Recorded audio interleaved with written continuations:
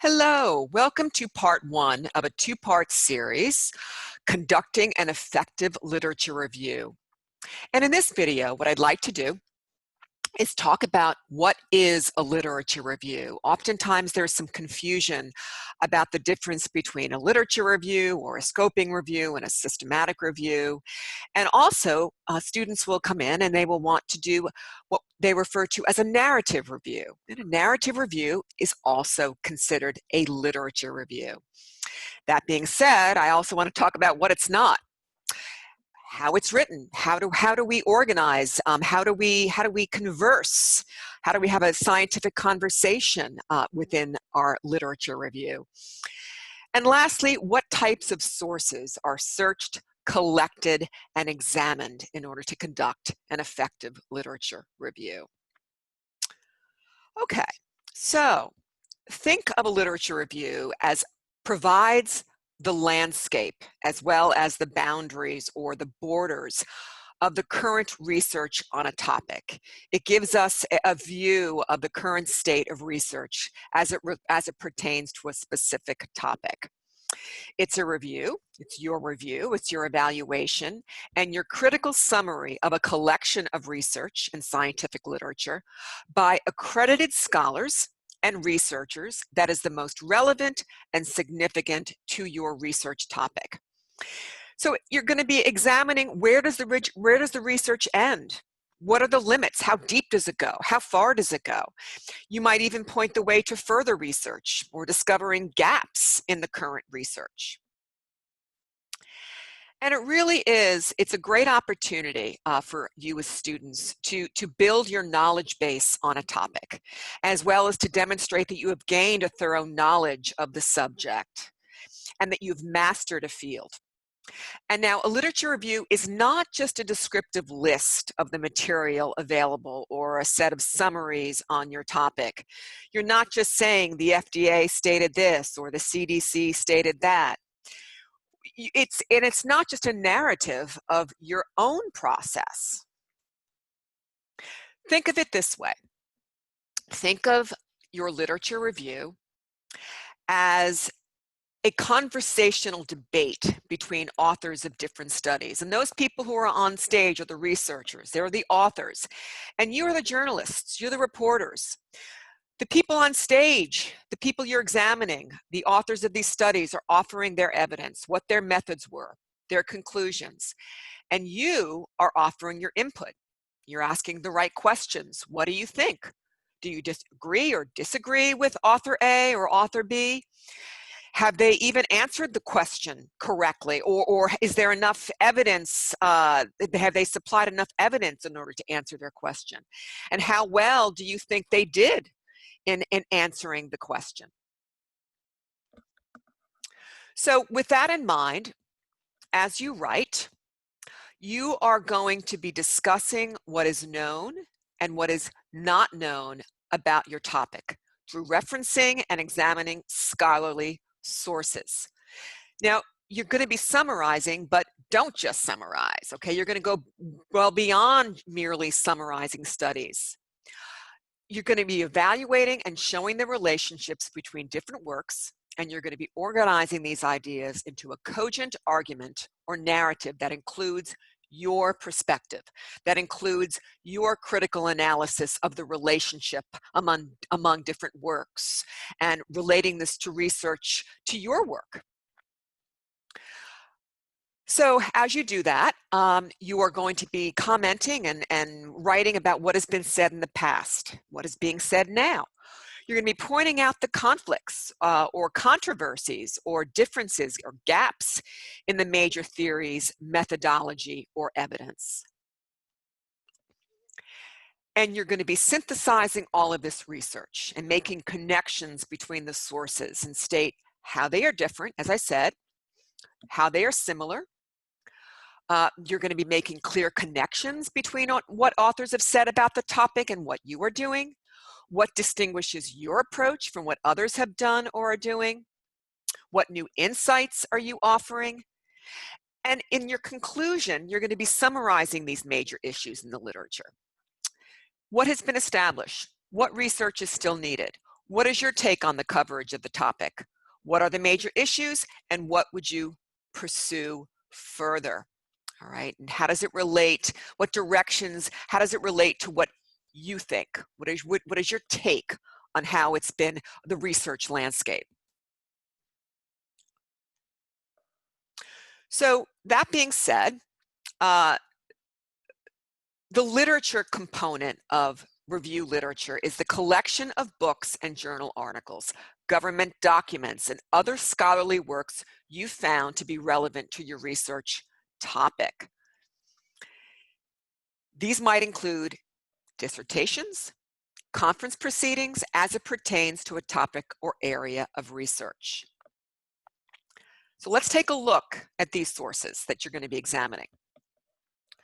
The majority of your sources are going to be what is referred to as primary research.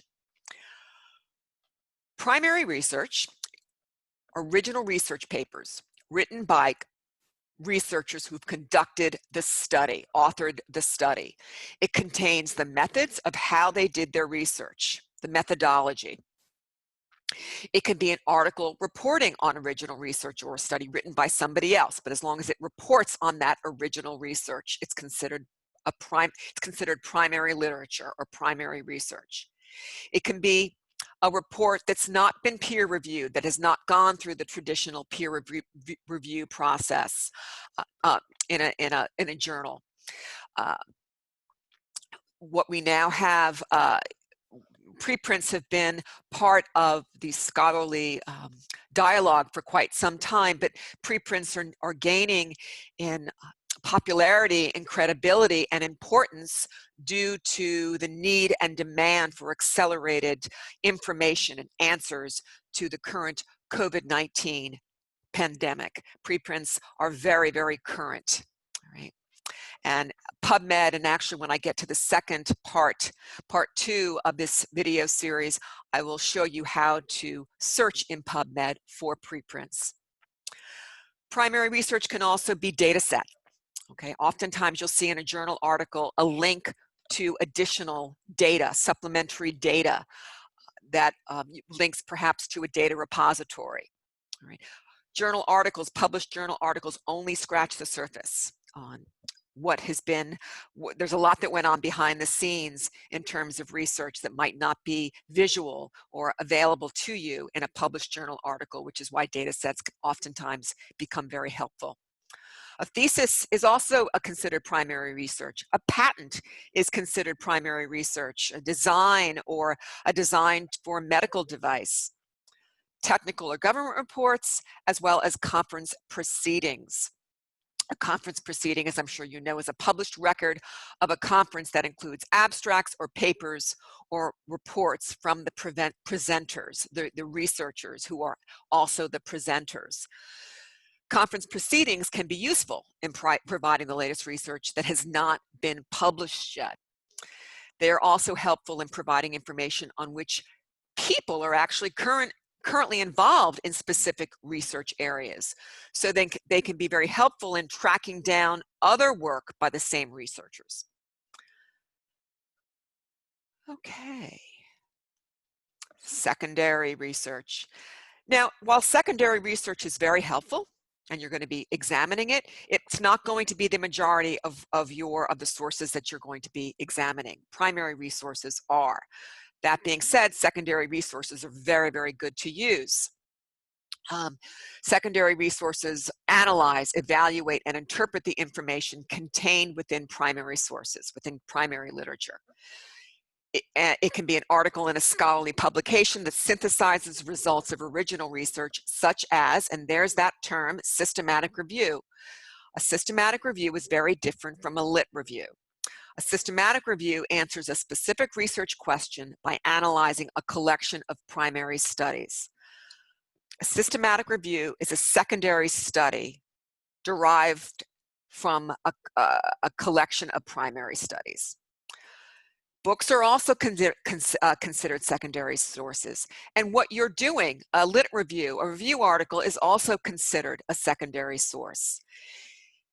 Now, while secondary sources such as lit reviews, are helpful. They're very helpful for background and supportive information, but should really not encompass the majority of your sources. Okay, primary sources should. That being said, you can look at your other review articles that pertain to your topic, but you're not going to be citing review articles in your bibliography. But it's a really nice place to start to see how a topic was reviewed. It's good for building your knowledge base and foundational information. The same can be said for books. Books are a very good source for lit reviews, but remember, books tend to be less up to date as it takes longer for a book to be published than a journal article. Textbooks are unlikely to be useful for including in your lit reviews as they are intended for teaching, not for research. But again, they are a good starting point for which to find better, more detailed sources. Take a look at the bibliography that was used. And lastly, tertiary literature. Again, not going to really encompass your analysis of sources in your lit review, but it's an excellent, I would say not excellent, I'd say a good starting point, whereas secondary sources are more of an excellent foundational base for you to examine. But tertiary literature is a good starting point, a good source for foundational information or background. And also can be a good source of better, more detailed sources to investigate.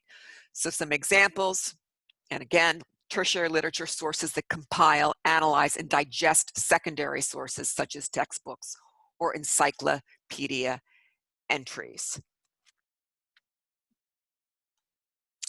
Now here is where I wanted to make a contrast, because oftentimes there is a little bit of confusion, understandably speaking. Again, a systematic review is a research study that requires a carefully thought out question. An investigative team, usually 2 or more people, and a study protocol, a very rigorous, specific, strict study protocol to guide you along the way until it is completed and published. A systematic review, at the very least, takes 6 months to a year to complete. And as I mentioned earlier, it is a secondary study of primary studies that have been examined, evaluated, appraised, selected, analyzed, and consolidated for high quality evidence in order to provide a conclusive answer to your research question.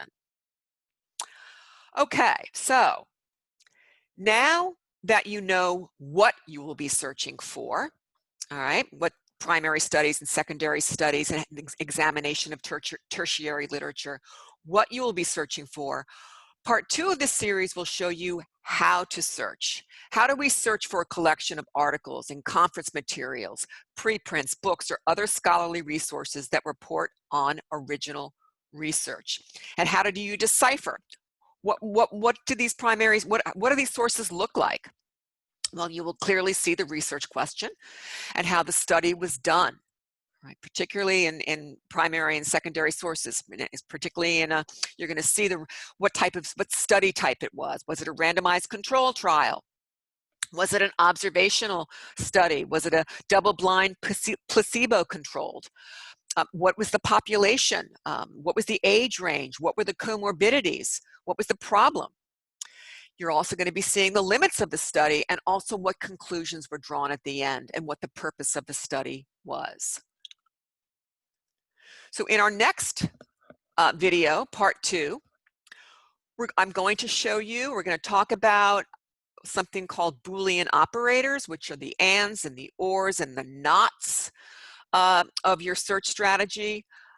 George Boole was actually an English mathematician and logician who created algebraic language that helped establish answers. So that's where that term Boolean came from. And I'm also going to show you how to create your search strategy and your search string in PubMed, Embase, Web of Science, as well as the HSL discovery tool. So I look forward to seeing you in the next video.